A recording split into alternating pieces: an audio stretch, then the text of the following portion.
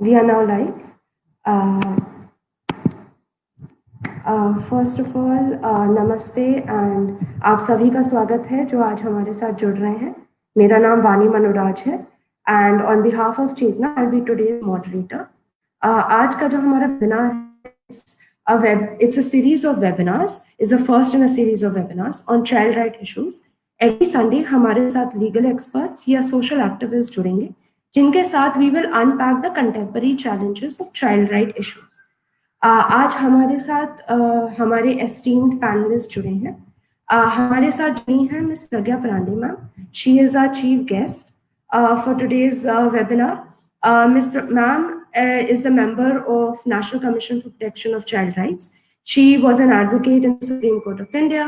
She has served as a member of Board of Governors, Indian Council for Forestry, Research and Education. During the span of her professional career, she has been associated with various social and non-governmental organizations and is the founding member of Chetna Conscience of Women. हमारे साथ जुड़े हैं हमारे speakers. Miss Anvesha Deb. She has completed her Bachelor of Laws degree from Meerut University with a 9 years experience in the field of law. Presently, she is serving as panel advocate for Union of India in Supreme Court of India. She is an associate partner in Lex Locum Consultants LLP. She has also worked as a legal aid counsel, counsel for juvenile justice boards. We also have with us Mr. M. Ramamurthy, sir. Due to technical issues, he is unavailable right now. But the moment he connects, I will introduce him. Thank you so much for joining us today. Pragya ma'am, सबसे पहले मैं आपसे कहना चाहूँगी, we are very privileged and grateful to have you with us, ma'am. Ma'am, in your professional career आपने child rights पे कई सालों से आप चाइल्ड राइट्स पे काम कर रही हैं and you are also currently the member for the National Commission for Protection of Child Rights. Ma'am, अगर आप हमें बता सकती हैं कि चाइल्ड राइट्स क्यों इम्पोर्टेंट हैं एंड जब हम ये क्या कहते हैं जर्नी हमारी स्टार्ट कर रहे हैं, if you can give us some guidance that would sustain us through this journey of understanding child rights, we'll be very grateful, ma'am. Congratulate करना चाहती हूँ क्योंकि ये इतना चाइल्ड राइट्स के बारे में एक कैंपेन आपने अवेयरनेस का कैंपेन स्टार्ट किया and every Sunday you are going to meet people and experts और स्टेक होल्डर्स भी. सो अभी कोविड के टाइम में सब काम ऑनलाइन में चल रही है और मैं चेतना को बहुत बधाई देना चाह रही हूँ. एंड मेरी एसोसिएशन विद चाइल्ड राइट्स तो चेतना के साथ ही स्टार्ट हुआ था. जैसे आपने परिचय में बताया है, मैं चेतना के फाउंडर मेंबर्स में हूँ और हमने 2012 में इस जर्नी स्टार्ट किया था. तो चेतना में women, Chetna conscious of women, तो महिलाओं के विषय में ज्यादा काम करते थे, मगर बच्चों, महिला कभी भी बच्चों के साथ ही देखा जाता है. तो हम बच्चों के जो जानकारी या उनके क्या दिक्कतें होती हैं, ग्रास रूट लेवल पे काम चेतना के थ्रू ही परिचय हो रहा था, जिसमें मस्ती की पाठशाला एक चेतना के सारे टीम ने लॉन्च किया है. तो उसमें मेरा बच्चों के साथ डायरेक्ट इंटरेक्शन होता था.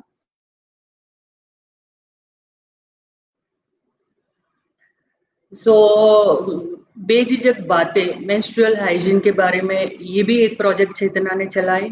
उसमें भी लड़कियों को अवेयरनेस प्रोग्राम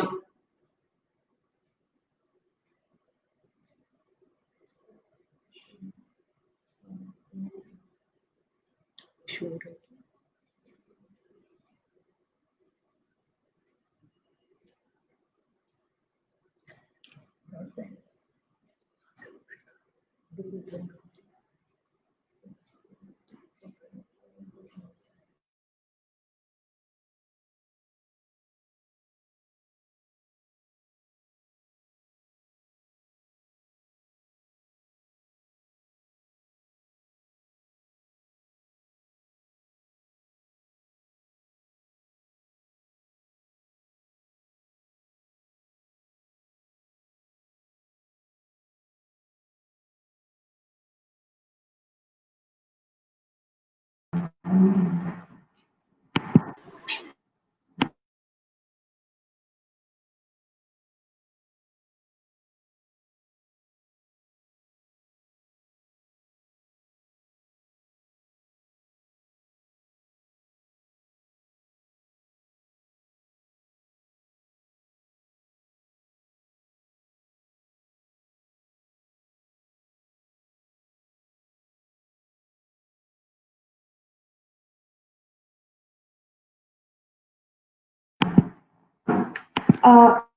के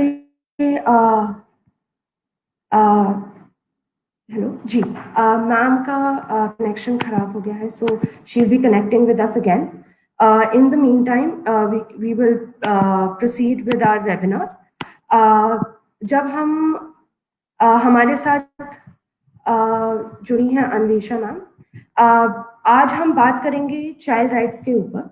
एंड जब हम बच्चों के अधिकारों के बारे में बातें करते हैं तो ये बहुत ही इम्पोर्टेंट है ये बताना कि India has the largest child population in the world with over 472 million as per the 2011 census. Children make up of 39% of India's population.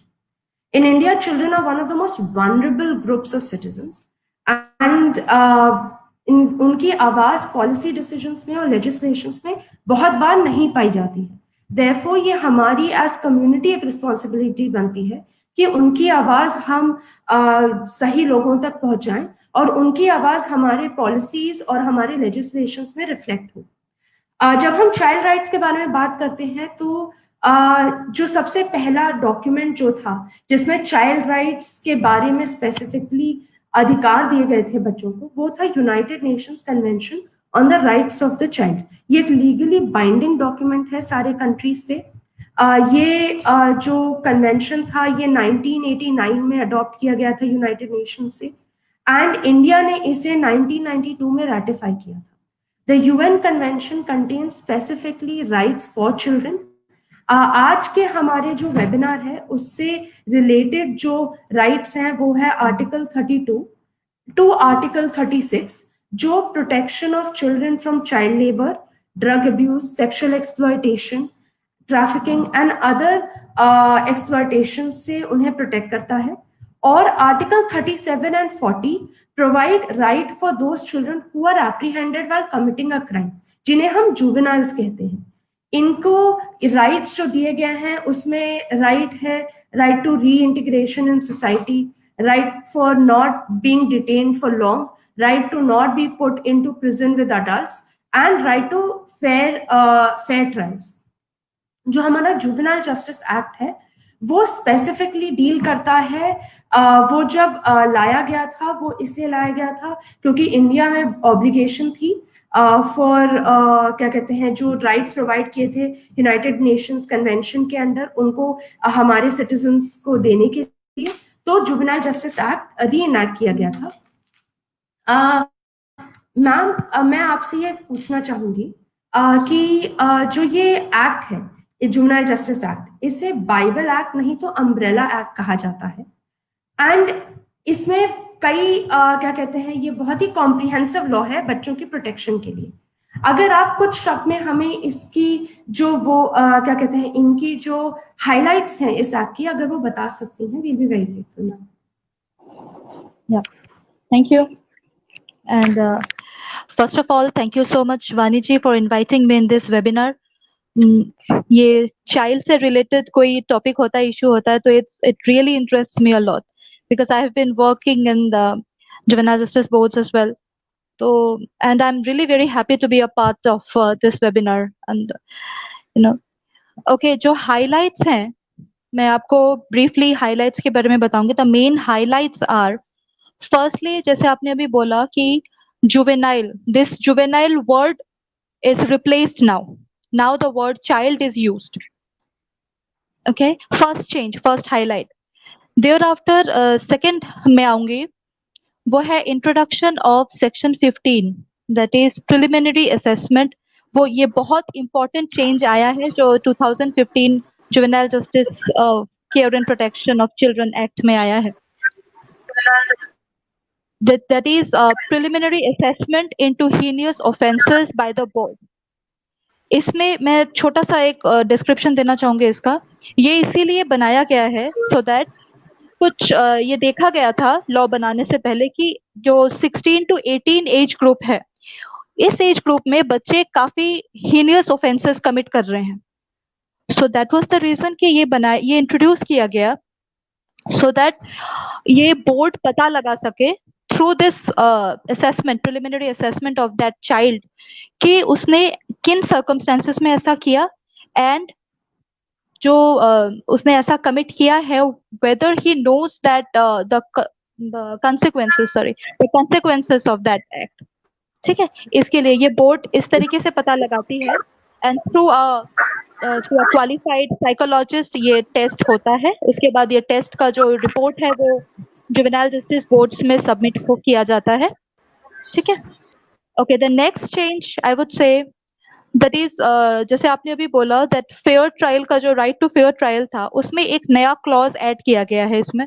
ठीक है, and under that act, under that change, assessment will look after the special needs of the children, specially जो children mentally ill हैं या जो differently abled हैं, उनके लिए ये बनाया गया। इंक्वायरी जो केस हम जैसे जुवेनाइल जस्टिस बोर्ड्स में देखते हैं, जो इंक्वायरी होती है, it is called a inquiry procedure. ठीक है, जनरली हम कोर्ट्स में ट्रायल यूज करते हैं the word, but now here we use inquiry. तो अब inquiry should be completed within 4 months of the first production of the child before the board. Okay. Next मैं आऊंगी एडॉप्शन पे। Adoption पे भी चेंजेस आए हैं। एक इंट्रोड्यूस हुआ है inter country adoption. Now inter country adoption जो है वो that should be allowed with in 30 days of the child being legally free for adoption. Child welfare committee एक बच्चे को डिक्लेयर करती है whether he is legally free for adoption और not. उसके बाद विद इन 30 days उसको ये अलाउ किया जाता है। देन एडॉप्शन से ही रिलेटेड आई वुड से कि जो बायोलॉजिकल पेरेंट्स हैं, if they are willing to give their child for adoption to somebody else, ठीक है, सो they are having a chance to rethink over their decision. कई बारी वो सोचते हैं कि नहीं, हमने गलत डिसीजन ले लिया, हमें नहीं देना है अपने बच्चे को, तो उसके लिए उनको जो टाइम दिया जाता है वो अभी 3 months का टाइम दिया जाता है। 3 months का टाइम दिया जाता है उनको। अर्लियर जो हमारा 2000 वाला एक्ट था, previous to this act, present act, उसमें 1 month का टाइम था। Then the change which came was act को डिवाइड किया गया है, ऑफेंसेस को डिवाइड किया गया है into 3 parts, 3 categories. Firstly, petty offenses, serious offenses and heinous offenses, depending upon the punishment. For petty offenses, punishment is the maximum punishment is imprisonment up to 3 years. For serious offenses, the maximum punishment is imprisonment between 3 to 7 years. And for heinous offenses, the maximum punishment is 7 years or more. Okay. Now, एक और change मैं आपको बताना चाहूंगी, this is the last change. excluding the offenses of heinous crimes, all the children in all other cases against the children which are brought to the notice of the board, ऐसे बच्चों को institutional care मिलेगा। ठीक है, maximum for 3 years वो institution में रहेंगे, such as observation homes, special homes, et cetera. These are the main highlights, main changes.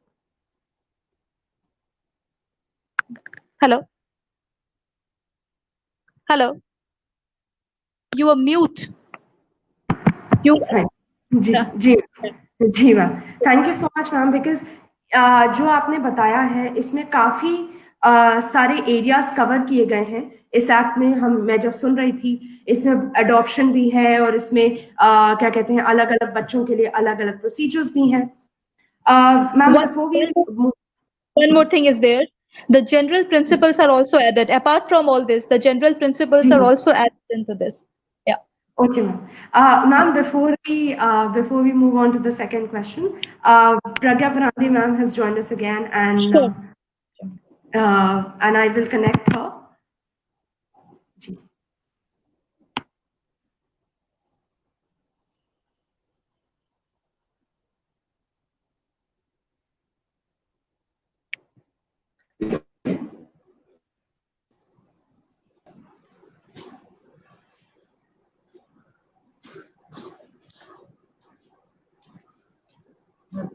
Thank you, Anvesha, and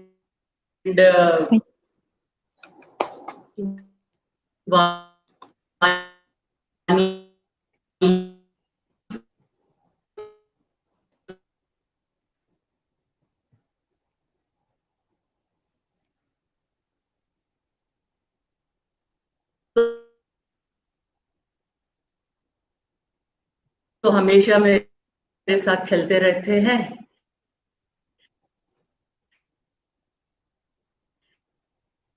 And you started, carry on your talk, Vani, because I can join Terry there.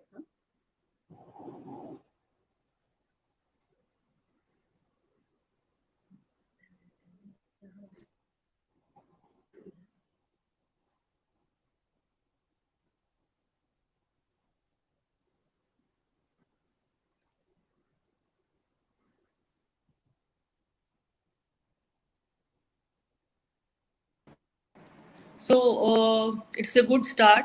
एक अच्छा शुरुआत है. और NCPCR में मैं juvenile justice की member जैसा काम करते हुए लास्ट 1 ईयर मुझे more than 10 states, so different corners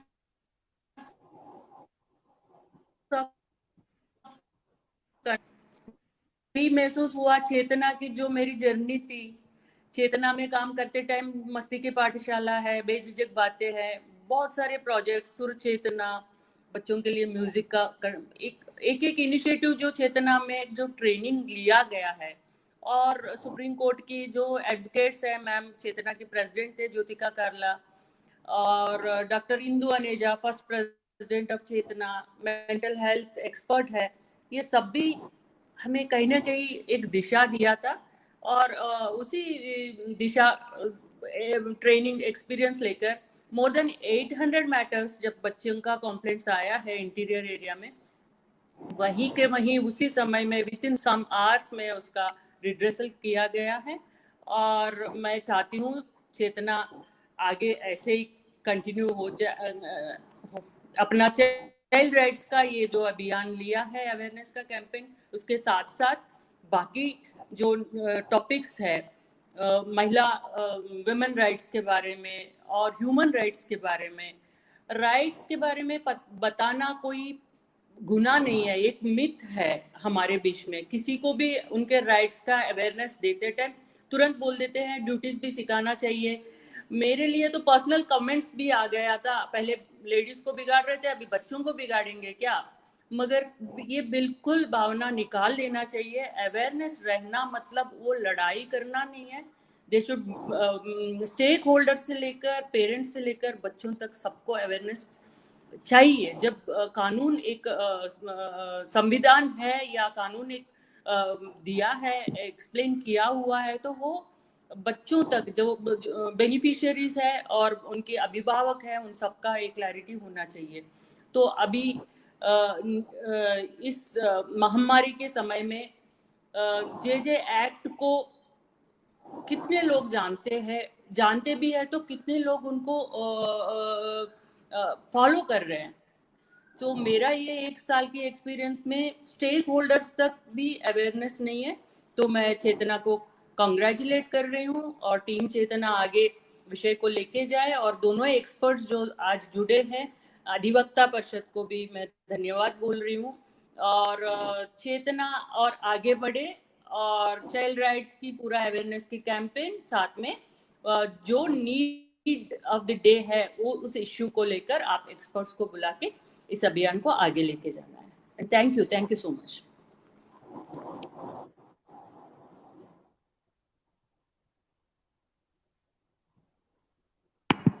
Thank you so much, ma'am. It is a complete pleasure to have you with us. Your words will definitely be guiding us as we go forward with our journey. Ma'am, since our speaker, M. Ramanoti sir, is not here, I will move on to the second question.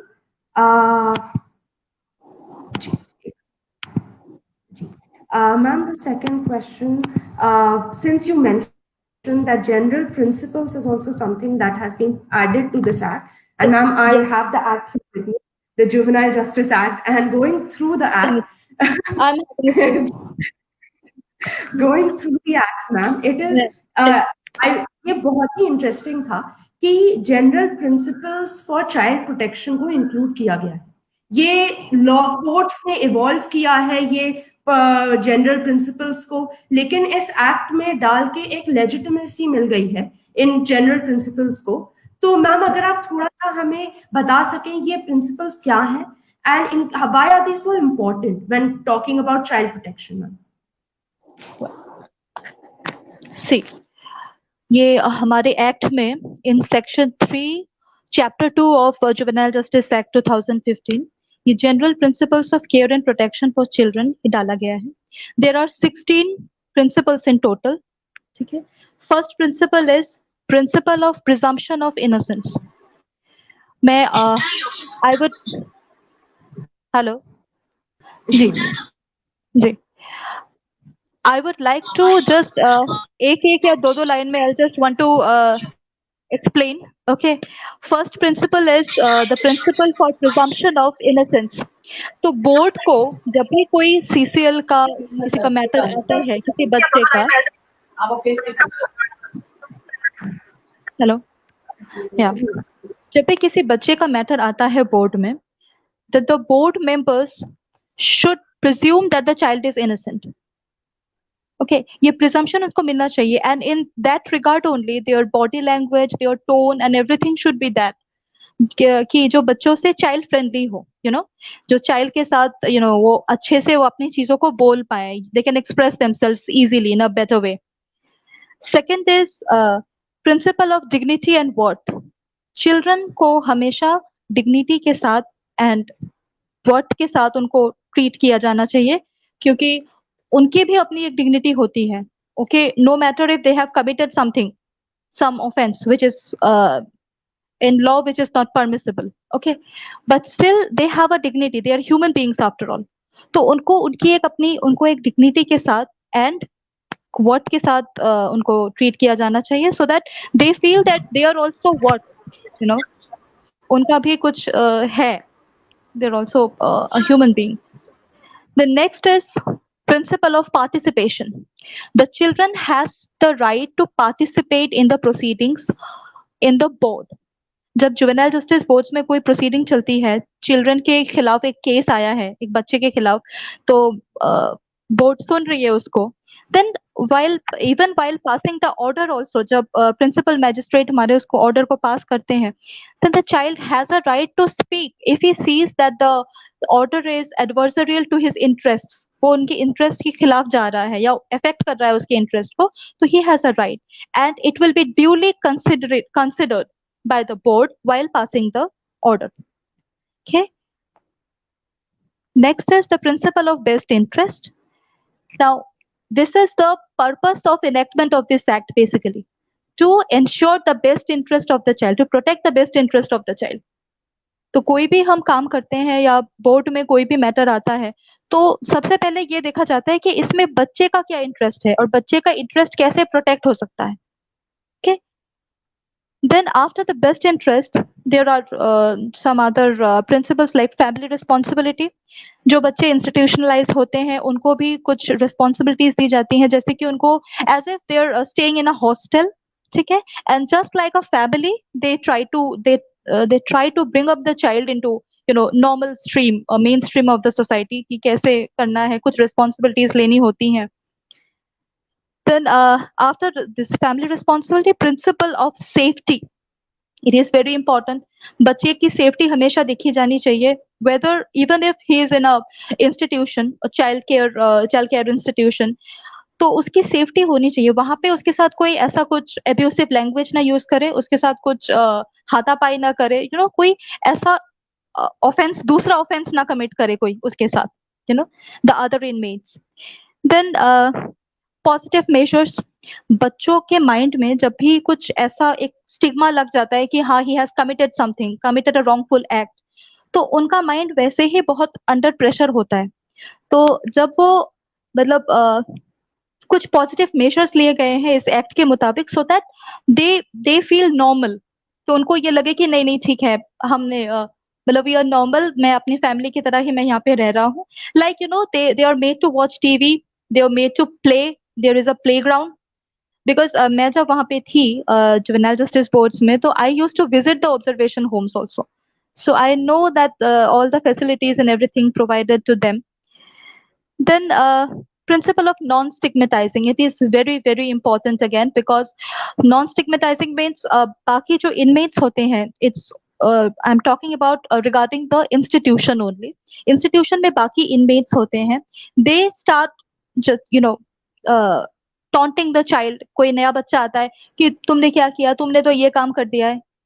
And the staff also, I would say the staff also, वो भी कई बारी बोल देते हैं, जब वो irritate हो जाते हैं इतने बच्चों को हैंडल करते हुए, फिर वो बोलते हैं कि तुमने तो एक तो तुम ये करके आए हो, ये तुमने गलत काम कर दिया है, उसके बाद तुम ऐसे बोल रहे हो। तो this should not be done. The person has the identity, the child has an identity, you cannot stigmatize that child, right? Then after stigmatizing, non-waiver of rights, whatever the child rights are imbibed in the act, so the rights in any circumstances cannot be waived. Then equal and non-discrimination, principle of equality and non-discrimination. It is again, we know equality is a constitutional right, a fundamental right. So equality, it also applies for the children as well.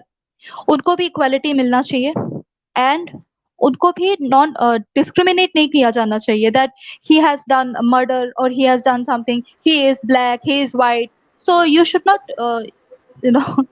किसी भी बात पे उनको stigmatise या उनको discriminate नहीं करना चाहिए। This is the principle. Then next principle is the right to privacy. It is again one of the most important, I would say, purpose of enactment of this act. Privacy and confidentiality is always has to be maintained, because किसी बच्चे की identity, बच्चे से related कोई information हम किसी newspaper में नहीं दे सकते। We cannot publish it openly in a public document also. Okay, then principle of institutionalization should be kept as a last measure of resort. Institution पहला मेजर नहीं होता कि इसने कुछ एक्ट कमिट कर दिया है, ऑफेंस कमिट कर दिया है, तो जस्ट ओके उसको ऑब्जर्वेशन होम में डाल दो। This is not the only way.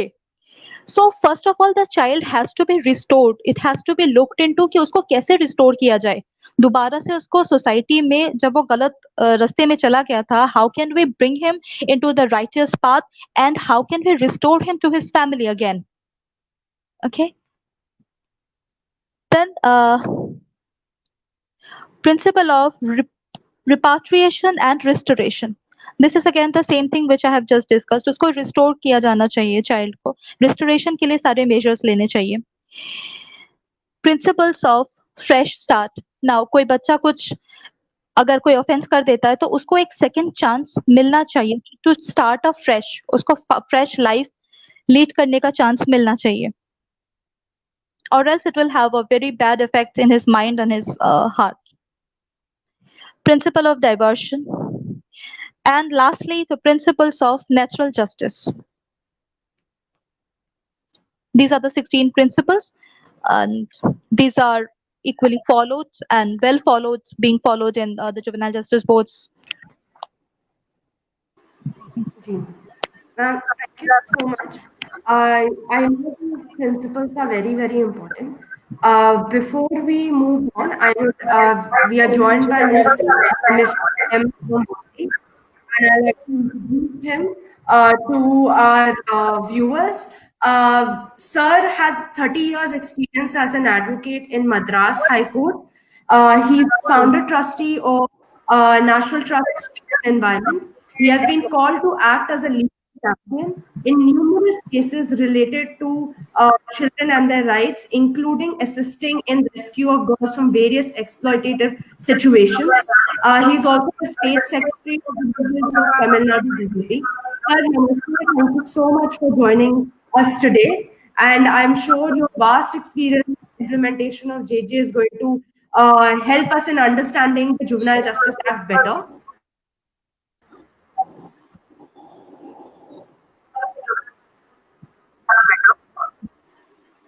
Sir, Busy unit.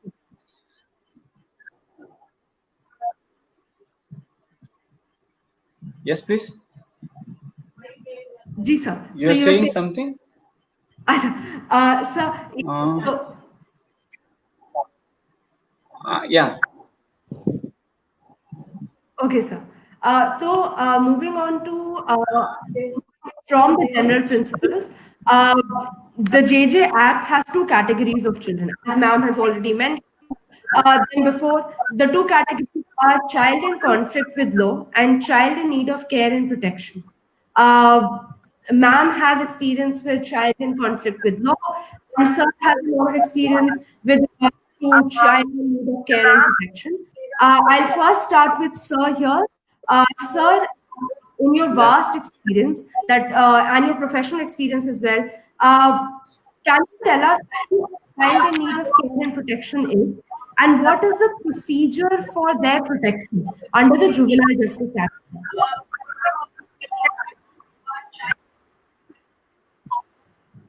It's a comprehensive enactment, which was originally enacted in 2000. It came as a comprehensive enactment in 2000, and after finding that there are some shortcomings, after finding that it has got some, the act has been amended in 2015 again in the whole. Especially the shortcoming was found in the matters which are regarding to the child in conflict with law, which I think Ms. Anvesha Deb had dealt with elaborately prior to me. Now the thing is, next category of children covered under the act are child in need of care and protection. So when we say child in need of care and protection, there is a definition which is a very big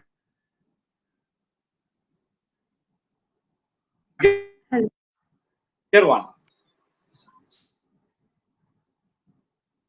Hello, sir.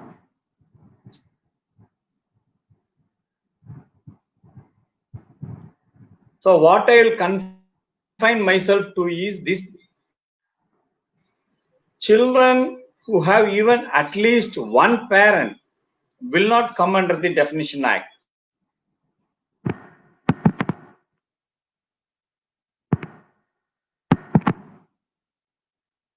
Sir, I think you you have muted the call. If you can unmute, sir.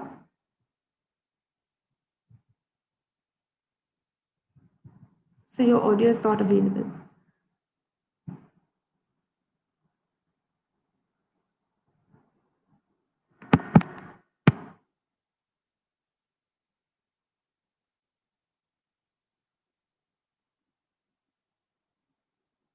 Hello, sir. So I think your audio is still not available.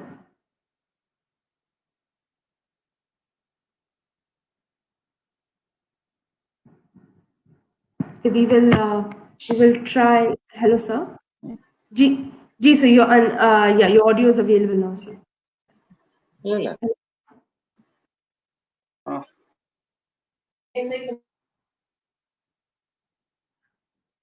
Sir, it's your audio is still not available. Yes, now it is. It is. You are unmute, sir. Ji, sir. Muted. Ji, you are unmuted, sir. Sir. No. I think I'm available. I think now yes. the thing is, under the Act, जी sir. the Child Welfare Committee for every district, and assisted by a Child Protection Unit. This is under the Act.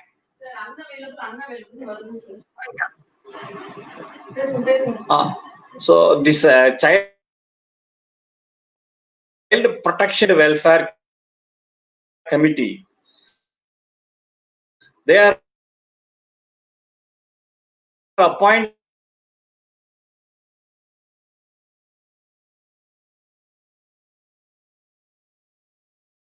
by the governments through the concerned district collectors or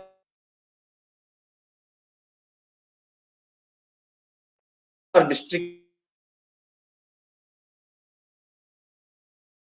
magistrates, whichever name that is. Most were only brought. The child protection officers, they are government servants, but the child welfare organizations, and they have the of the child, taking care of them. Say all these things are vested with the concerned child welfare committees of the who has been lost or found by some police station. They have to be taken to this.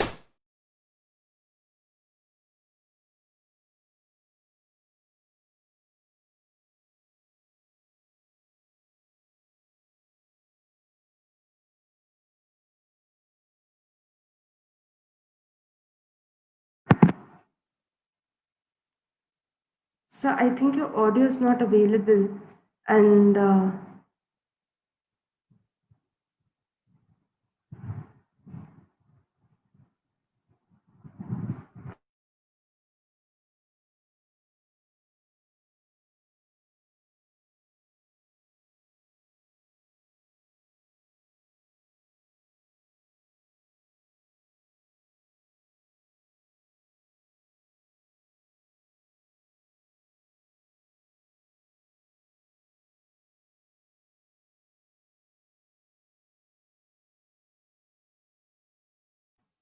sir, your audio is not available. Can you, sir? Can you, sir? Your audio is not available.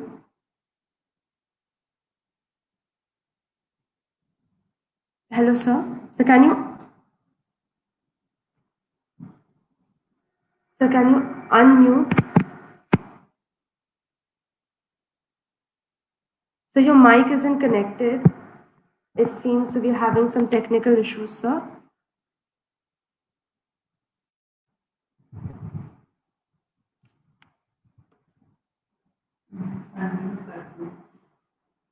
Hello. Sir, your mic isn't connected. So if you can enter the broadcast studio again, then we'll be able to reconnect you to the to this. So in the meantime, ma'am, I would ask you while we reconnect, sir. Ma'am, sir was talking about child in need of care and protection. Ma'am, there's also child in conflict with law. Ma'am, if you can unmute.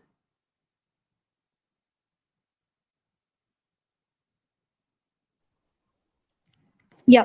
So, ma'am, if you can tell us who is a child in conflict with law, and what is the procedure for, what is the procedure that happens once you apprehend a child in conflict with law, and what is the nodal agency at the district level that ensures for their protection? If you can explain us that.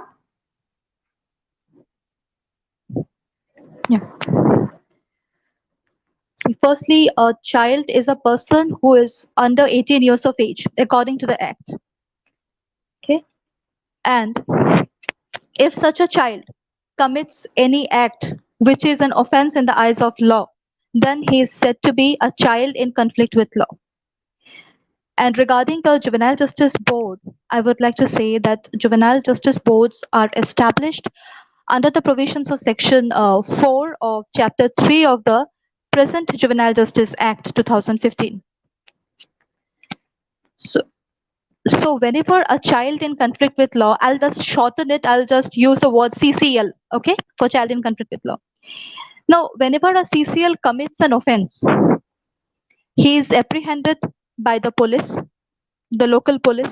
Thereafter, when on getting the information that from his family members maybe that he's a juvenile or he's a child, okay, less than 18 years, then the local police hands the child over to special juvenile police. There is a special juvenile police. Uh, the child is handed over to them, and it is upon the special juvenile police to produce the child before the juvenile justice boards. Then once the child is before the juvenile justice boards, the members, I would just explain, I will just say that there are 3 members which constitutes the bench. First is the principal magistrate, who is a metropolitan magistrate or a judicial magistrate of first class. Okay, and there shall be 2 members. One of them should be a woman, and both the members should be social workers. Okay, so 3 of them constitute the bench, the board. And the board, when the child comes in front of the board asks for the IO, asks the IO to give the age-related documents of the child. So what is the age proof of that child? Thereafter, on seeing the age proof, next step is for age inquiry. And when the age inquiry is done, after that, the child is declared to be either a child or an adult. If the child is less than 18 years, the board takes the cognizance of the offense, and if the child is more than 18 years, then he is sent to adult courts. Okay, this is the process which is followed in juvenile justice boards. जी ma'am, thank you so much, ma'am. I know from your experience with juvenile justice boards, you understand how they work. Ma'am, Yeah. as you had previously mentioned, that there is also this there's also this provision of rehabilitation and reintegration of Yes. children. Yes. And I've now understood the reporting and investigating process of child in conflict with law. Ma'am, what does the rehabilitation and social reintegration process look like? Because I know you have institutional care under the Act, and then you also have family-based, community-based care.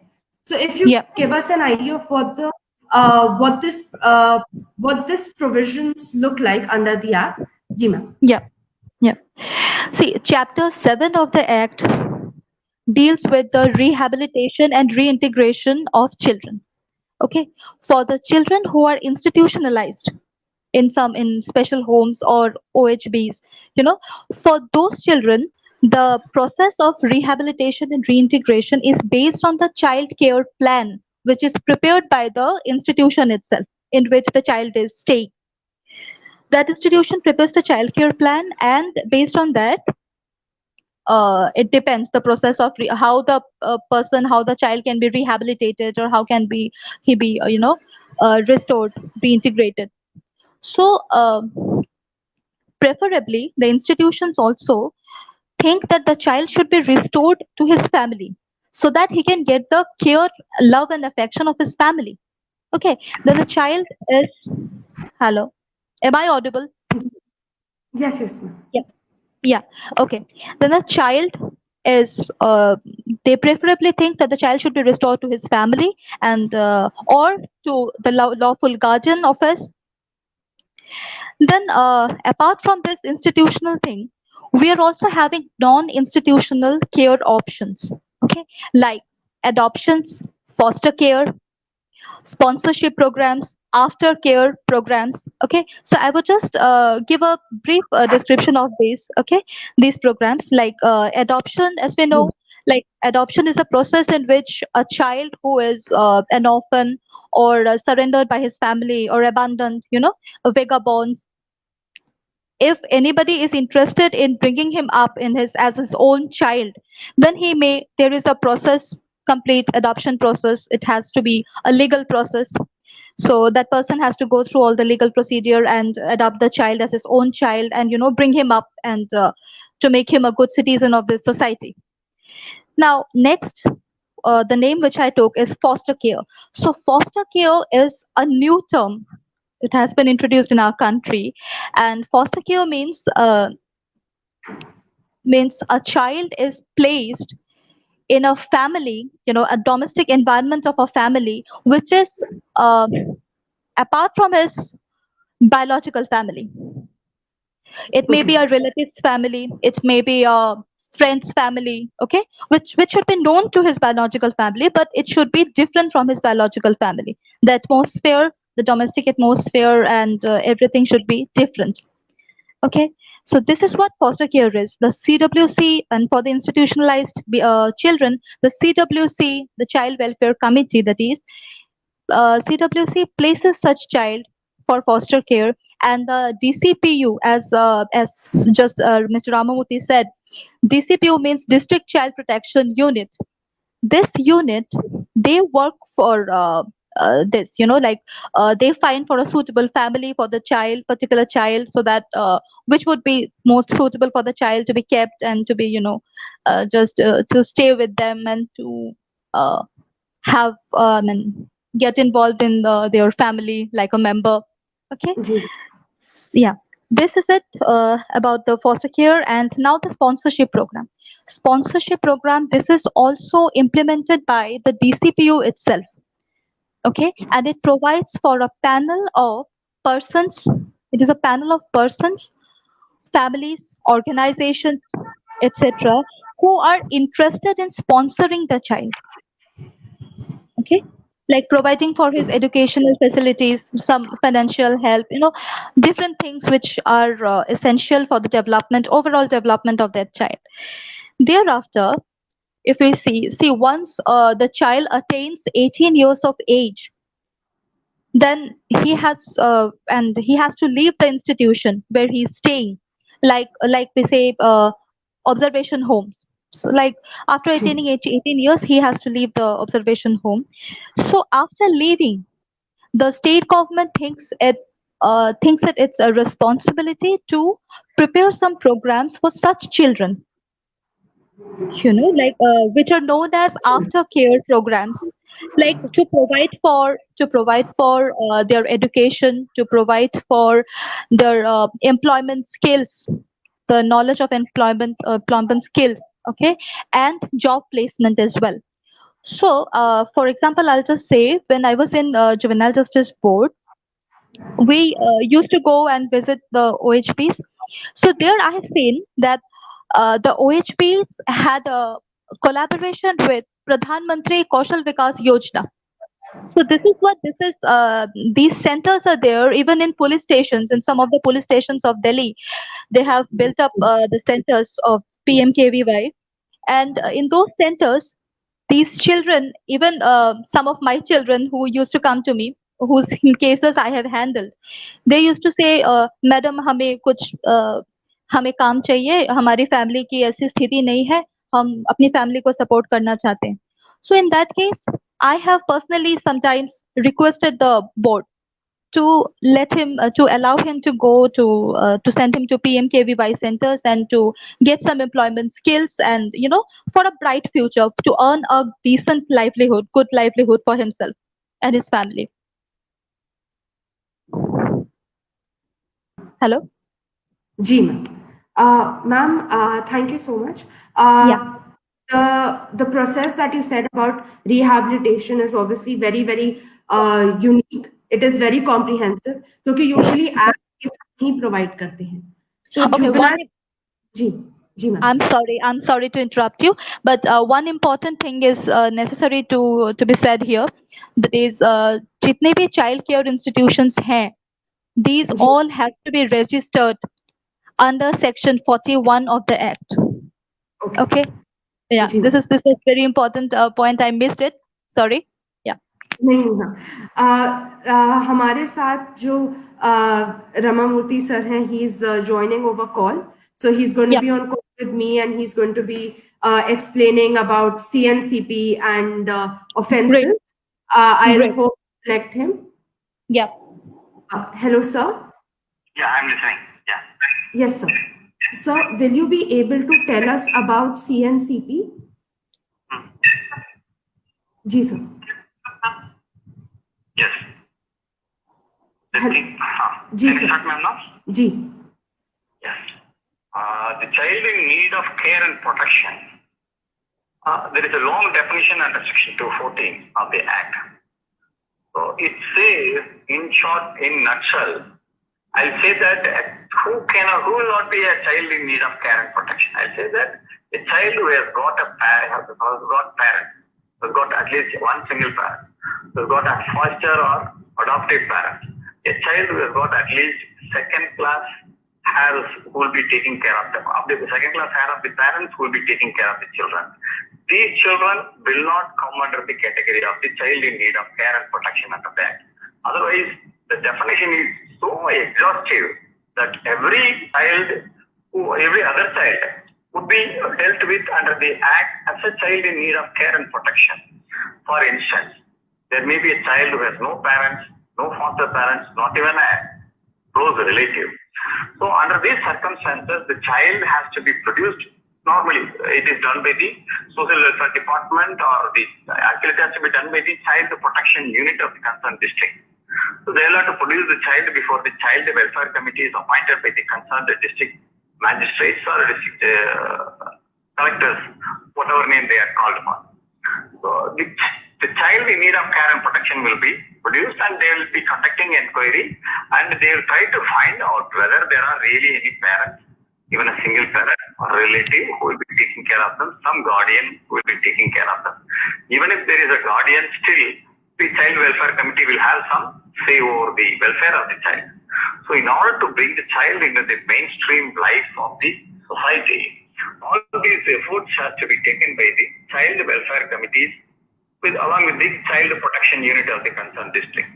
And in this process, the non-governmental organizations are involved, because most of the registered homes under the Act, because no hostel or home for children, they can entertain a child in need of care and protection unless they are registered with the district child welfare committee. So the district child welfare committee will have certain norms for registering certain homes or hostels for children to be under the Act, so that those children, normally those homes are registered separately, maintained separately. Even if there are hostels meant for these purposes, they will be maintaining separate campuses, because the child in need of care and protection will be very sensitive to be taken care by the concerned registered homes. But what I find maximum is this: one of the biggest challenges under the Act is the children who are lost or who suddenly disappear, especially the children who are living under the below poverty line. They are bound to disappear from their own families. Many places, what we find is that these children are trafficked for so many purposes. They may be even used for selling drugs, so many other purposes. So likewise, our country is facing one of the biggest challenges in this aspect with regard to the child in need of care and protection. So one thing is that when the family is so poor and when there are more children, people tend to forget about their own lost child. And normally the lost child is not able to come back into the family system at all. So for those children, that number every year it goes in lakhs and lakhs. So in all big cities, when you go out in a main road or bazaar, we'll be finding children who are begging and doing all these things. If you inquire into all those children, 90% of the children are trafficked children. They will be either from single parent of a poor family, or children who don't have a family at all. And just because they come from a very poor strata of the society, there will be no one to take care. It is the Juvenile Justice Act which is supposed to take care of such children. But one of the biggest challenge, as I said, the biggest challenge for the government, society, every concerned citizen is that the Juvenile Justice Act is drafted so neatly and if it is implemented in full, we will not face such problems. But the problem is, again, at the implementation level. As a practitioner of law, what I find is that most of these child welfare committees, so they are, as I referred, they are only non-governmental organizations, and they have so many other preferences rather than taking care of all these things. And in many places, many states, they have got, these non-governmental organizations have got other agendas to fulfill. At least to make money, it may be one of their agendas. And while taking care of all these agendas, the purpose of the act is missed out. That is one biggest shortcoming which needs to be addressed by the government, which needs to be addressed by the parliament, which needs to be addressed by every concerned citizen of this country to take care of these children who are in need of care and protection, but actually who have been left out from the system. So this is one of the biggest challenges, because we engage the district collector or the district magistrate, he engages the district child welfare committees and the child protection officers. And where they do not bring those children under the purview of the act, the normal thing what is happening is that they are being trafficked into other activities. For example, the most thing is that begging. The children who are begging in almost all the cities in the country, they are in need of care and protection. But the pertinent question which we need to ask ourselves will be that whether the act or statute or the governmental machinery or non-governmental machinery which are into this act, either in the capacity of the members of the child welfare committees of the district and the child protection unit or non-governmental organizations meant specifically for these purposes, whether they are doing their performance in this aspect itself. It is an abject failure. Because of the failure only, we are seeing the children on road begging. I am only saying begging. They are being used into so many other things, including all kinds of offences also they are being used. And a child who is growing under such circumstances, he or she, they become the biggest threat to the society when they grow. So that is why the Act deals with these child in need of care and protection with these 4 or 5 different aspects. So they will have to be taken care, they will have to be protected, they will have to be appropriately rehabilitated or restored. The word again used is restored. One of the major aspects is that when a child is found to be in need of care and protection, the duty is to find out a family for the child. Unless you have a family, the child's growth will not be sustainable. What I say that it will not be in a smooth manner which will be integrating into the society. The main aspect is that to get into the integrated or reintegrated into the society, it is not happening. Again, I'm not accusing anyone. I'm saying that the shortcoming of the Act is in its implementation. The other aspect, the second aspect of the child in need of care and protection is this. The children who are in need of care and protection, in many places, they are taken care and protected, being educated by several voluntary organizations throughout the country. The list would be lakhs and lakhs. So Seva Bharati, I know, is one organization where it caters to the needs of at least 60 to 70,000 children from Northeast who are studying in various parts of the society. As you find in Northeast, one of the major problems is that maybe Nagaland or Mizoram, in many places, you will find that the society itself is in conflict. So they are not fully integrated into the country in the first place. And under such circumstances, for getting the education of the children is very difficult in those places. And the quality of education is also very less.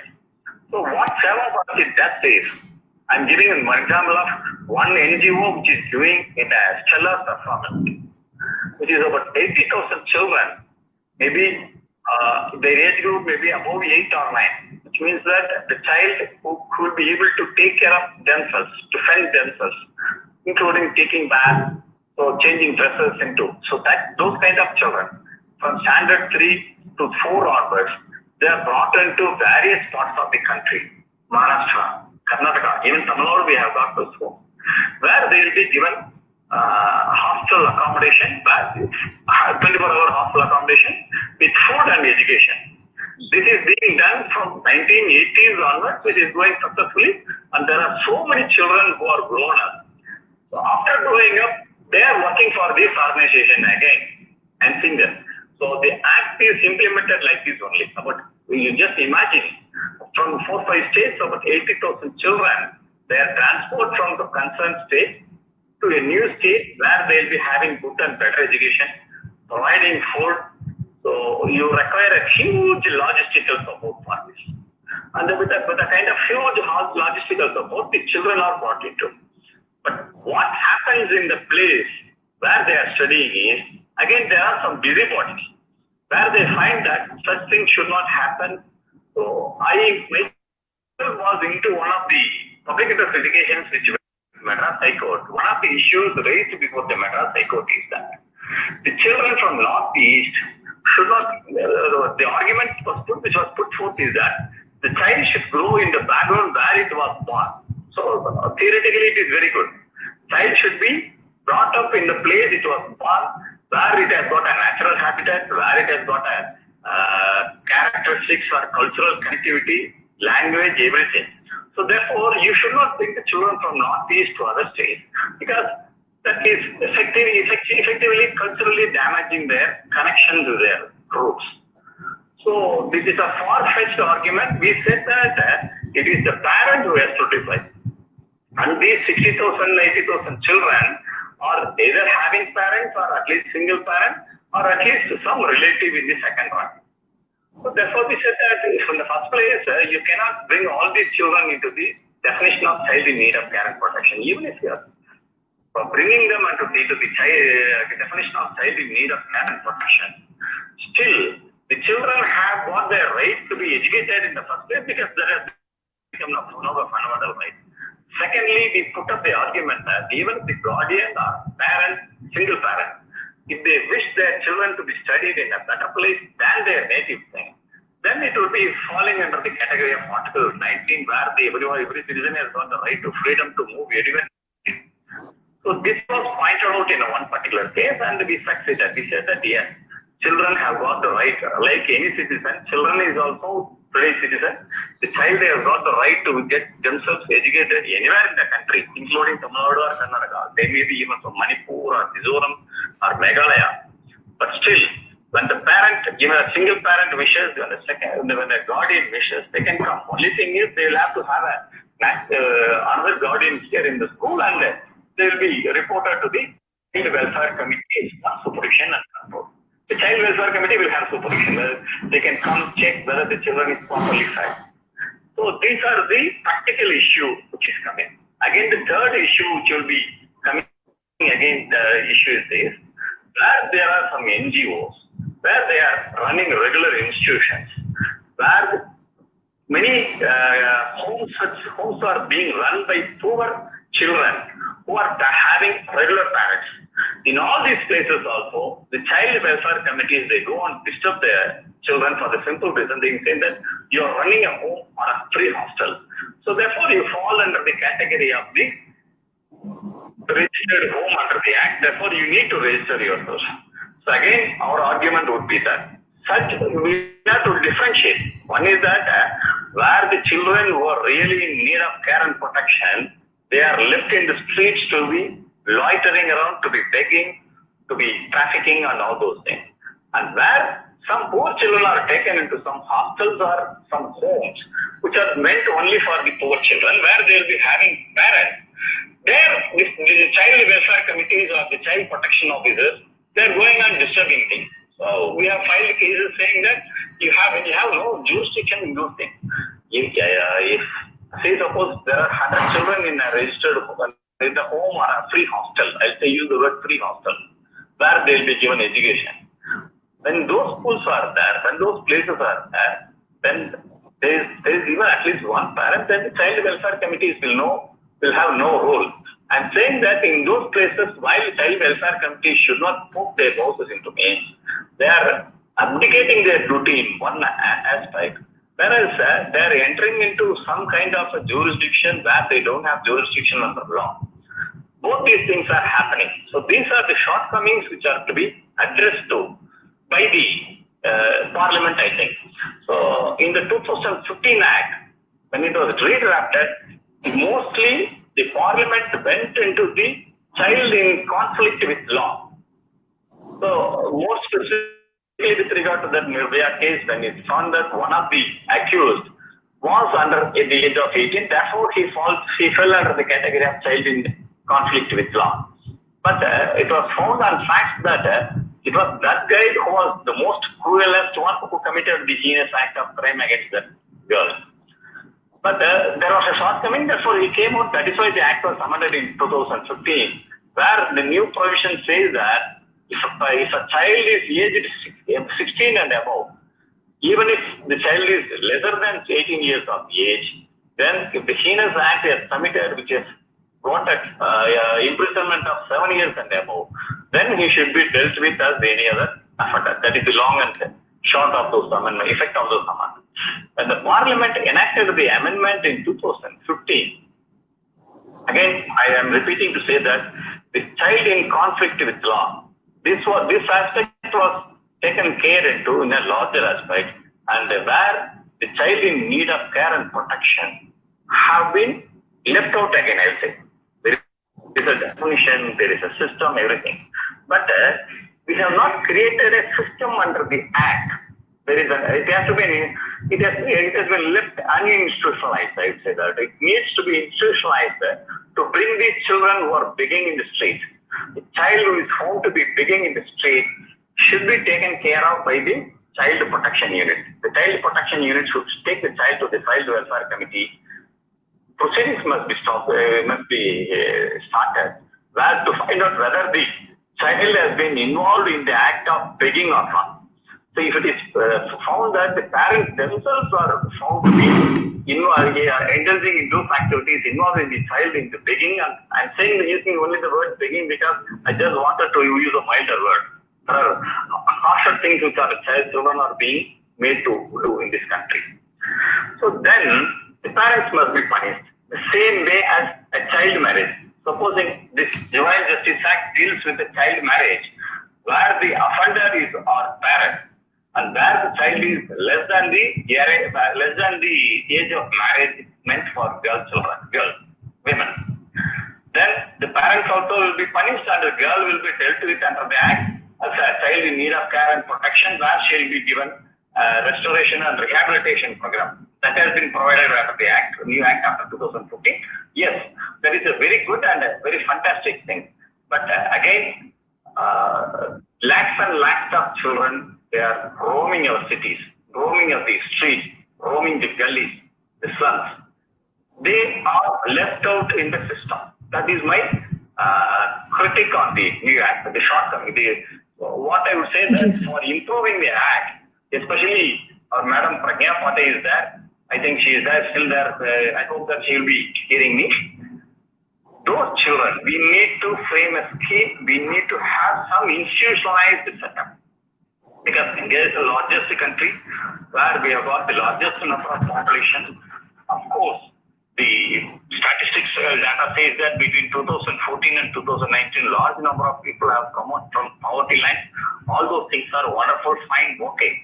But with regard to the children in need of care and protection, especially children who are made to beg, trafficked for even either by their own parents or by groups who are involved in. There is a mafia also. There is a mafia also involving in cities like Madras. They are able to see. But the thing is that we are not able to address the issue in an institutionalized manner. The same way which other issues are being addressed. So that is the biggest shortcoming.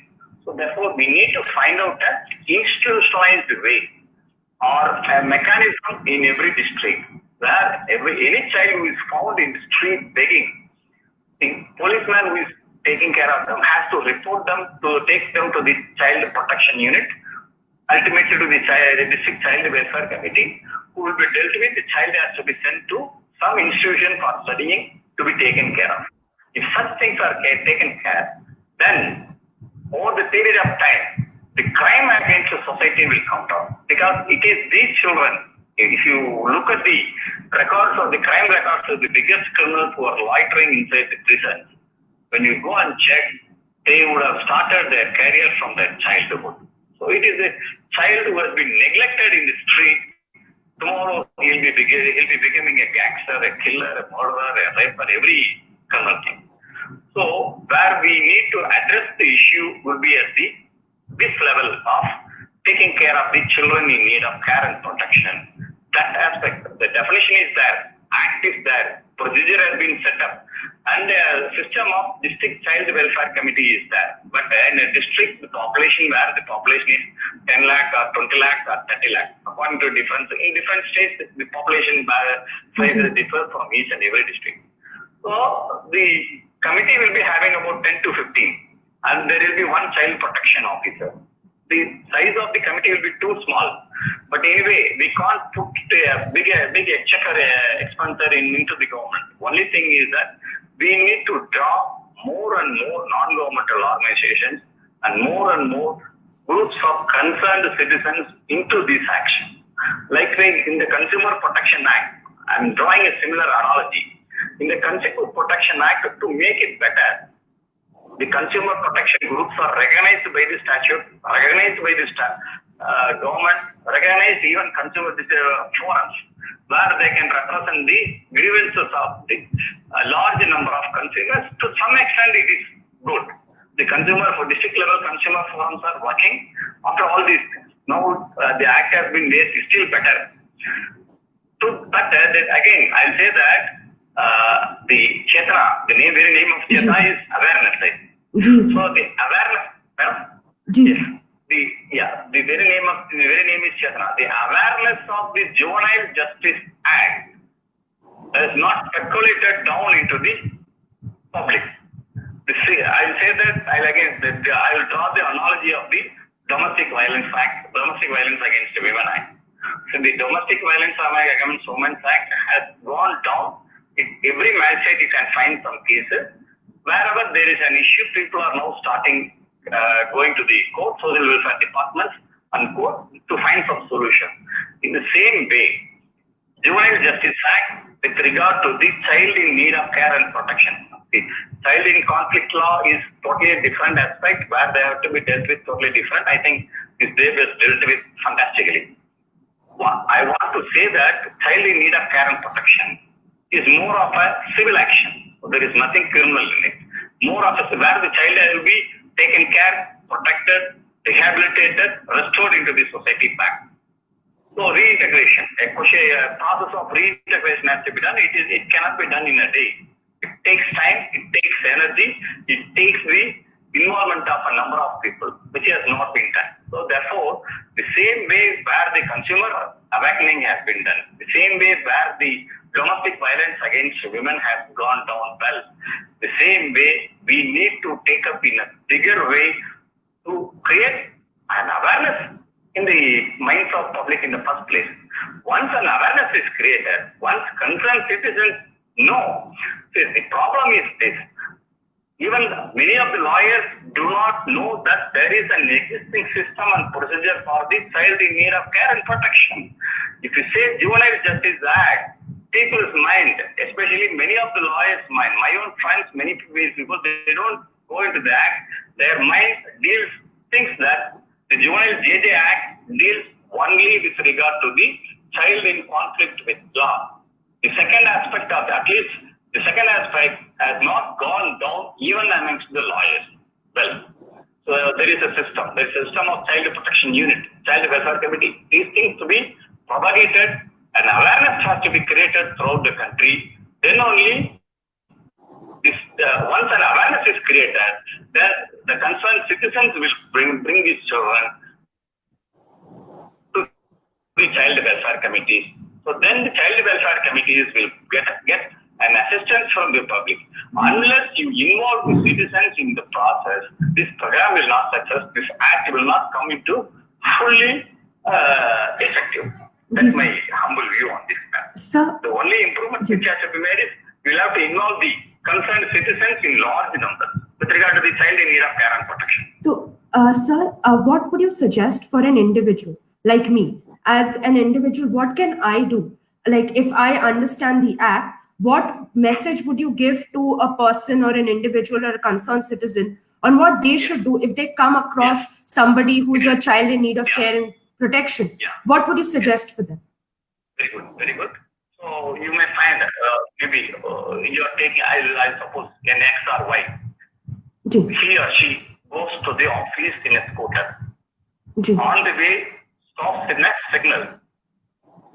That individual finds a child loitering there, begging, doing some small thing. He will have at least 2 or 3 friends with him. With the like-minded friends, they need to take the child to the district child protection unit and to the district child welfare committee.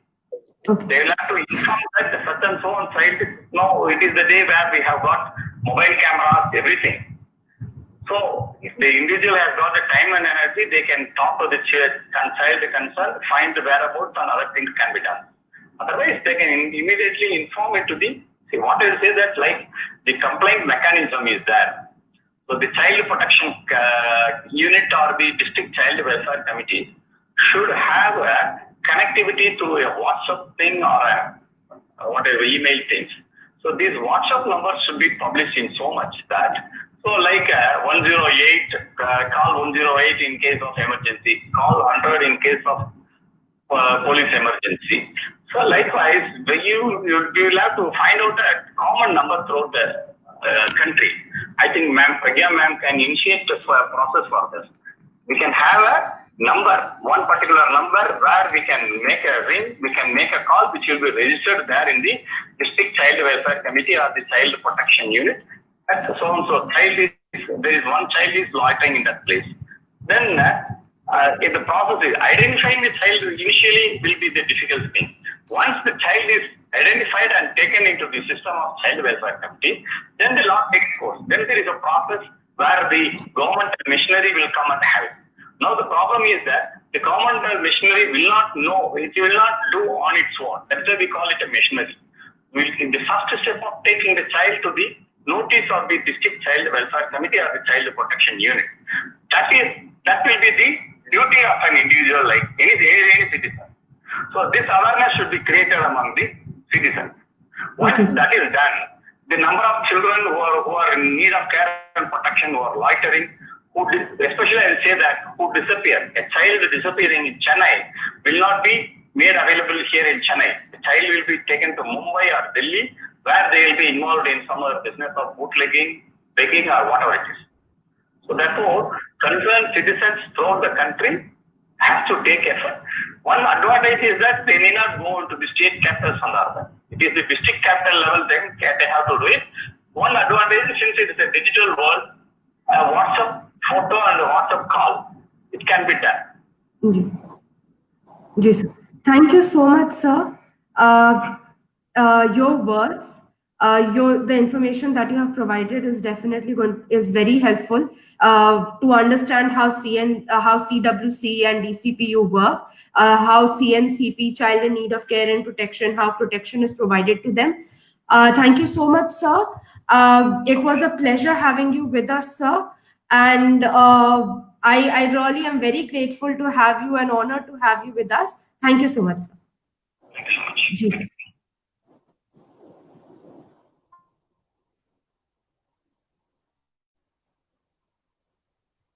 Enlightening to understand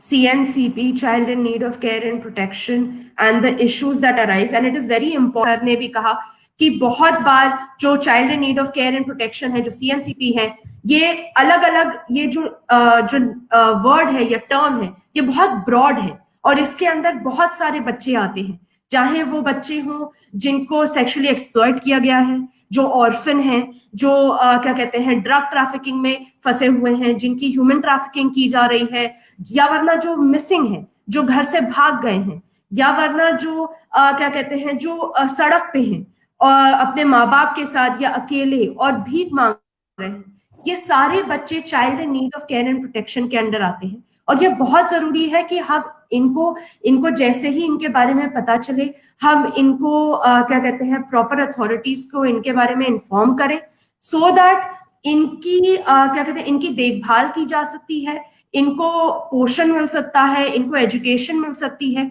और ये गलत तरीके ना अपनाएं, क्योंकि बहुत बार यही बच्चे फिर क्राइम्स कमिट करते हैं जो फिर जुवेनाइल्स या वरना child in conflict with law बन जाते हैं, और फिर इनके लिए अलग प्रोसेस हो जाता है। तो ये बहुत इंपॉर्टेंट है। चाइल्ड लाइन करके एक ऑर्गेनाइजेशन है जिसका नंबर है 1908। अगर आपको कोई भी ऐसा बच्चा मिले तो अगली बार आप चाइल्ड लाइन को इन्फॉर्म करें। चाइल्ड लाइन रेस्क्यू करती है इन बच्चों को, और इन बच्चों को करेक्ट कंसर्न्ड अथॉरिटी के पास पहुंचाती है, इन्वेस्टिगेशन भी करती है। तो अगली बार अगर आप सड़क पे हो, आपको कोई बच्चा मिले जो, या बच्चा दिखे जो रास्ते पे खड़ा हो, जिसके माँ बाप आसपास नहीं हो, या वरना उसके माँ बाप उसके साथ में हो लेकिन वो सड़क पे रह रहा हो, या वरना अगर वो क्या कहते हैं भीख मांग रहा है, तो प्लीज उनको आप क्या कहते हैं या तो मदद करिए, या वरना उनको 1908 पे कॉल करके इत्तला करिए कि यहाँ पे बच्चा है, और चाइल्ड लाइन इस बच्चे को आके फिर ले जाएगी और इनको प्रॉपर इंस्टीट्यूशन में डालेगी जहां पे उनकी देखभाल की जा सकती है। मैम, आपने जैसे पहले कहा अडॉप्शन के बारे में, आपने कहा कि वो एक रिहैबिलिटेशन में आता है अडॉप्शन। मैम, इसकी नोडल एजेंसी इंडिया में कौन सी है? और बहुत ही शॉर्ट में अगर आप बता सकें कि ये अडॉप्शन सीएनसीपी के लिए है या बाकी सारे बच्चों के लिए भी अडॉप्शन के लिए है?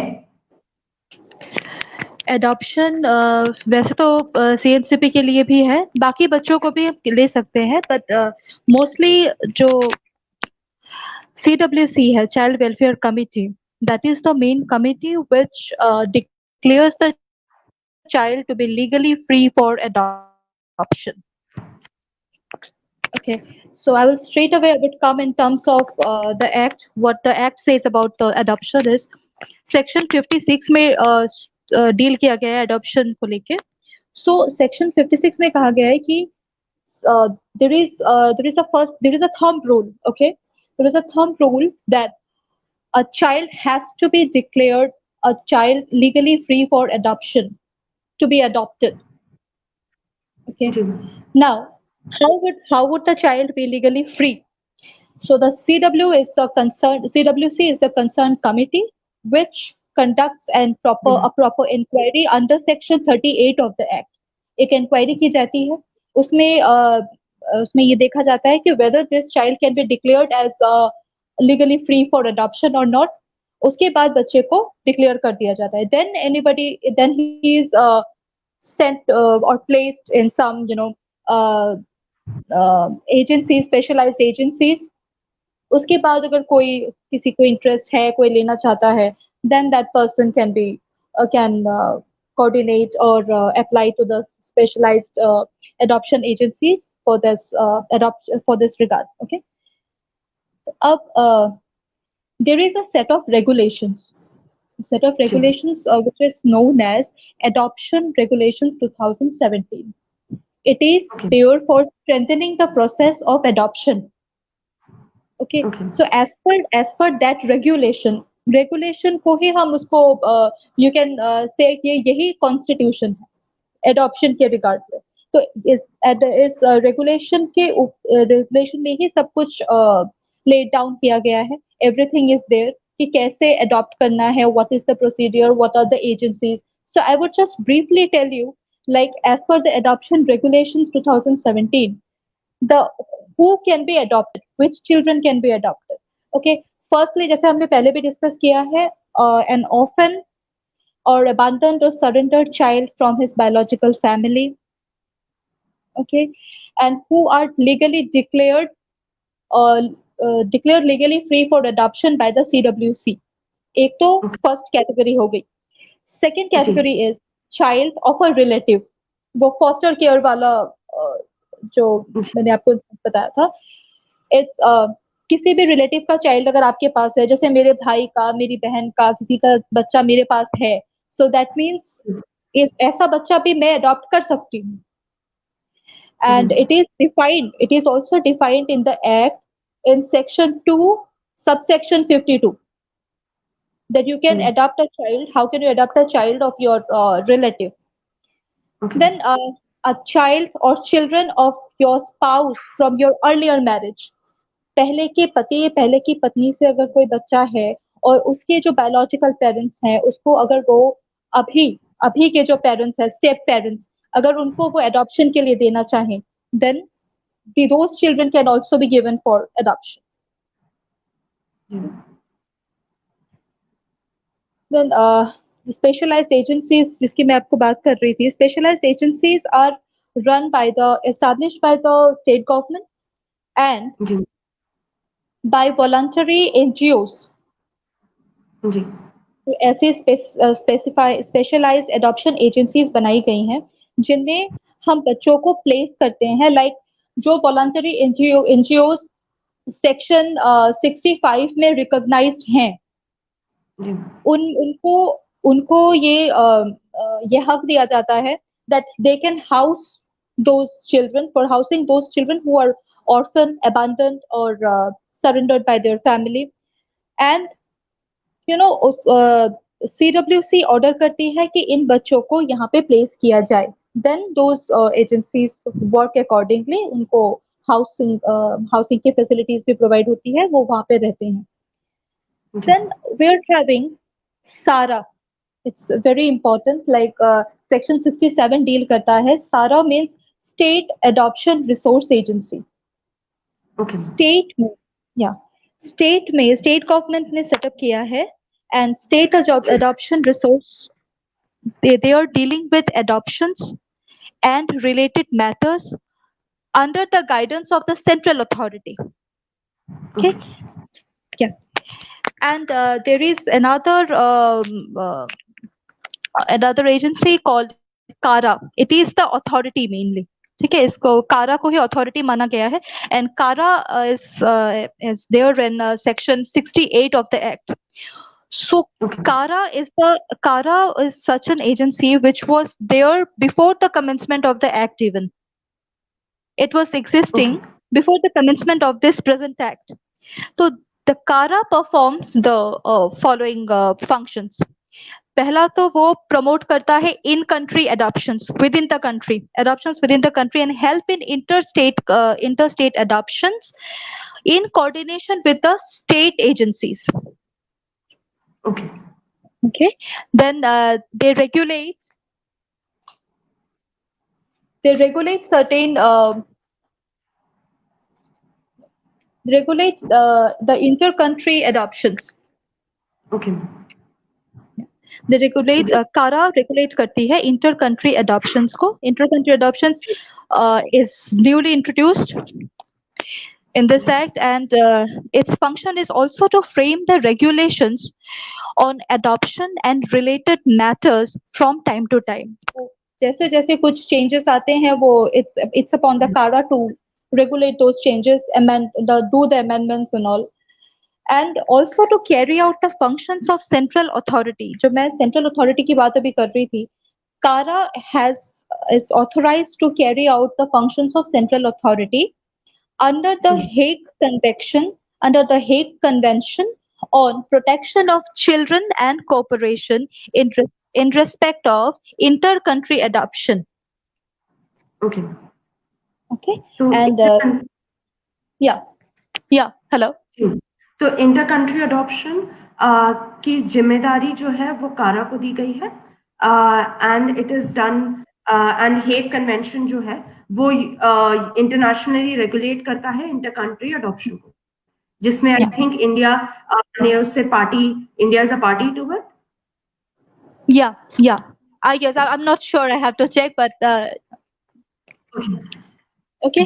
Now all institutions under this act, all the institutions under this Juvenile Justice Act which may not have been recognized, which may have been registered but may not have been recognized, okay, as specialized adoption agencies can also ensure that any orphan, abandoned or surrendered child under their care shall be reported, produced and legally declared to be free for adoption by the CWC.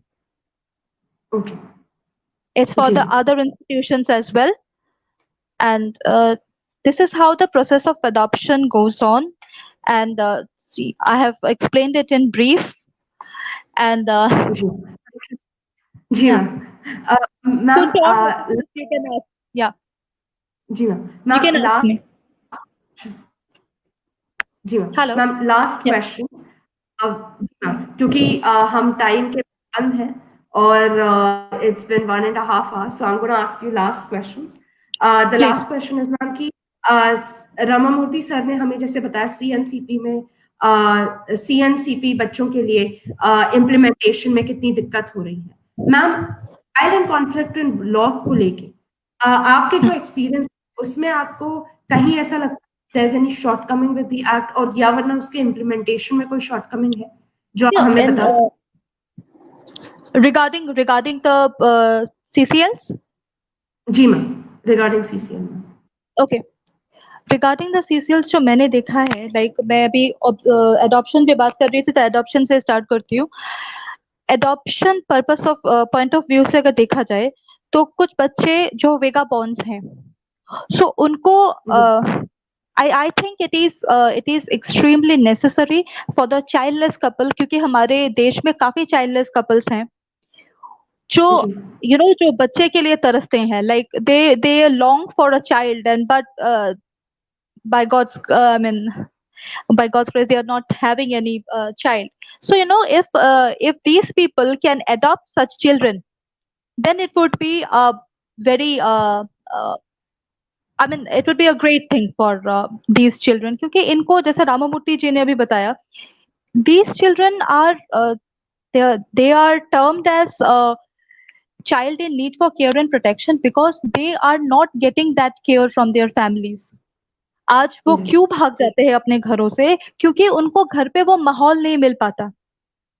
उनकी they mostly they belong to almost Ramamurthy जी ने everything he has covered, but फिर भी मैं उसमें से कुछ चीजें बताना चाहूंगी, like क्योंकि मोस्टली जो पोर स्ट्रेटा से ये बच्चे बिलोंग करते हैं, दिल्ली में आई हैव सीन, जो मेरे पास बच्चे आते थे जुवेनाइल जस्टिस बोर्ड, जहांगीरपुरी से आते थे, बुरारी से आते थे, Bhalswa dairy, these are some areas where in बच्चे अपने घरों से वो एटमोसफेयर नहीं पाते, तो एट लास्ट वो क्या करते हैं, वो घर से भाग जाते हैं।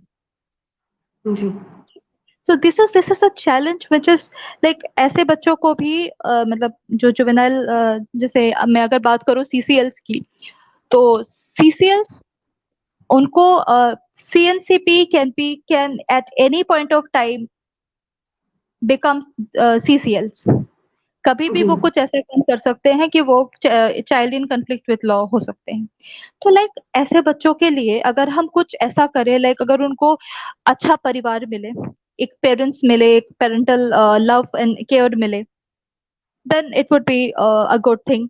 देन अगर हम इम्प्लीमेंटेशन ऑफ द एक्ट की बात करें, तो there are insufficient facilities for effective functioning of JJBs। ठीक है, इंफ्रास्ट्रक्चर में प्रॉब्लम है, इंफ्रास्ट्रक्चर को इंक्रीज करना, उसको अच्छे से सेटअप करना, इट्स वेरी इंपॉर्टेंट। JJB में जब मैं व्हेन आई वाज वर्किंग, उसमें जैसे नॉर्मली होता है एक बोर्ड में, there are ample sitting arrangements, ample number of seats for the lawyers and everything, infrastructure एक वैसा बिल्डअप भी होता है, तो उसमें there was no sitting arrangement like that. कुछ एक दो चेयर्स होंगे and most of the lawyers had to wait outside the boardroom, which is something which is creating a hindrance in effective functioning of the JJBs. कई बार जब उनके matters call होते थे, lawyers could not hear because they were outside. Then I would say inadequate training for JJB members, क्योंकि it is a procedural law, सारा procedure and it's a comprehensive act, so सब कुछ इसमें included है, सारा procedure लिखा हुआ है।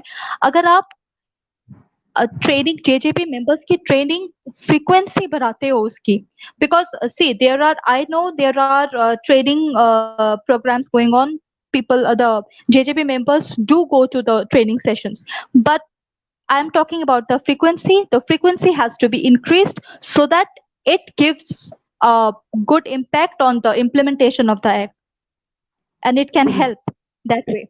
And lacking in conducting sensitization programs, So there is no sensitization programs, conducted for better groundwork. अगर हम groundwork करें, so that would somehow constitute and help in to ensure the care and protection of the child of the CCL.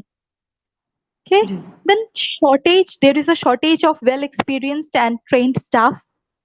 JJBs में बहुत shortage है, and ji due to which the monitoring and the evaluation system is weak. Now, ji public awareness programs are not conducted more frequently. Public awareness programs are very less, and these are such programs. अगर हम इस act के बारे में publicly, जैसे अभी रामामूर्ति जी ने कहा कि काफी जनों को पता ही नहीं है, जी तो अगर हम एक्ट के बारे में ज्यादा अवेयरनेस प्रोग्राम्स करते हैं to the masses, to the people, then ji it would definitely contribute to the better implementation of this act. And there are less number of observation homes. Observation homes are very important institutions wherein the CCLs are accommodated, they are kept. अब दिल्ली में, क्योंकि मैंने दिल्ली में किया हुआ है, तो दिल्ली में only 3 observation homes are there, और उनकी, and one is for girls, only one is for girls and 2 are for boys. एक दिल्ली गेट पे है, that is प्रयास, और उसमें children up to 15 years of age are kept, and जो सेवा कुटीर में है, that is children up to 16-17 years are kept. तो एक तो उनका numbers बढ़ाने हैं, because they are having a capacity of 100 children, say 100 children, and they have to accommodate 150-160 children like that. So in this way, another challenge is कि आप जो child care institutions है हमारे, उसमें आप standards maintain नहीं कर पा रहे हो. ठीक है, I have seen in the observation homes, I have visited personally, and I have seen that वहाँ पे dormitories हैं, okay, dormitory rooms हैं. So in the dormitories there are mattresses, there is not even beds. Mattresses are there. So these are the basic challenges which I felt during my professional tenure there. And अगर मैं procedural बात करूं, तो फिर CCLs के लिए कई बारी I would like to just point out कि जब कोई evidence होता है एक matter में, तो it has to be in vernacular language. Witnesses कुछ हिंदी में बोलते हैं, it gets typed into English, and उसमें क्या होता है कि उसका जो बोल रहे हैं वो उसका sense it becomes different. वो sense उसका निकल के नहीं आता, and as a result of which sometimes the child has to face bad consequences. ठीक है, the order is against the child. Yeah. जी मैम, ये बहुत ही इम्पोर्टेंट पॉइंट आपने कहे हैं, एंड आई थिंक बहुत सारे पॉइंट्स सिमिलर भी हैं जो रामामूर्ति सर ने भी कहे कि अवेयरनेस नहीं, एंड अगर अवेयरनेस नहीं होगी तो बच्चों के राइट्स, क्योंकि बच्चों को तो पता नहीं और जो बड़े हैं उन्हें भी नहीं पता, तो बच्चों के राइट्स उन्हें नहीं मिल पाते क्योंकि बड़े लोग उनके लिए कैंपेन नहीं करते, उनके लिए एक्टिविज्म नहीं करते. तो I think that important, that is very important, क्योंकि सबको जो चाइल्ड राइट्स में काम करना चाहते हैं उनसे ये निवेदन है कि वो क्या कहते हैं, वो जुवेनाइल जस्टिस एक्ट को पढ़ें, समझें. अगर वो देखें कि उनके डिस्ट्रिक्ट में क्या कहते हैं JGBs एंड CWC हैं, अगर नहीं है तो उसके लिए कैंपेन करें कि उनको क्या कहते हैं उनके डिस्ट्रिक्ट में क्या कहते हैं एस्टैब्लिश किया जाए. और जो ऑलरेडी एग्जिस्टिंग CWC हैं, JGB हैं, उनको क्या जरूरत है, जैसे आपने कहा फंडिंग की जरूरत है, ट्रेन स्टाफ की जरूरत है, ट्रेनिंग एंड सेंसिटाइजेशन की जरूरत है. तो एक आम नागरिक भी अगर एक चीज क्या कहते हैं अगर अवेयर हो जाए तो सब मिलके बहुत सारे चेंज कर सकते हैं, क्योंकि बच्चों को प्रोटेक्ट करना बहुत ही इंपॉर्टेंट है. And I understand this. Ma'am, thank you so much. My pleasure. this discussion has been very detailed, despite all the technical issues that we have faced. But it was very detailed, it was very informative, and I hope this webinar has been able to spark a light in everybody who's watched us today to read the act, to know more about child rights, and to campaign for child rights. क्योंकि बच्चे अपने rights के लिए campaign नहीं कर पाते, वो हम बड़ों पे ऑब्लिगेशन है कि हम उनके अधिकार उन पहुंचे, उसके लिए कैंपेन करें। हमारी जिम्मेदारी बनती है, it's our moral duty to do that. जी, thank you so much ma'am. Thank you so much, my pleasure. There is a comment by Mr. Rajesh Sharma. He said NCPCR and Ms. Parande are doing great job, but a lot more needs to be done with regards to the implementation of the law. Bihar shelter care case is a glaring example. It's very true. Sharma ji, जो आपने कहा, NCPCR काम कर रहा है, and I think at the end of the day, everybody needs to be aware. अगर हम जागरूक रहेंगे तो ही हम बच्चों को उनके राइट्स दे पाएंगे, अगर हम ही जागरूक नहीं रहेंगे तो बच्चों को उनके अधिकार नहीं मिलेंगे। तो इसी नोट पे मैं कंप्लीट करती हूँ ये session. I'll present a vote of thanks. Firstly, I'll wish to thank Mrs. Jyoti Majumdar, who is the president of Chetna, and Ms. Pragya Parande, who's the founder of Chetna and also the chief guest for our webinar today. For their guidance and support. Thank you so much, ma'am. And I also wish to thank both our speakers, ma'am, and Anvesha ma'am and Ramamurthy sir. It was a pleasure, a real pleasure to have you with us. Last but not the least, I'd like to thank everybody who's joined us today. Please do share with everybody knowledge that you've learned today through this webinar. Share with us your feedback and suggestion on the email provided below that's going on in the ticker. You can contact Ramamurthy sir. I have provided his email ID. Do join us again next Sunday. We will be coming back with another issue. We'll be taking another issue on child rights, and we'll be discussing that with our esteemed speakers. Till then, stay safe and healthy. Thank you so much. Namaste.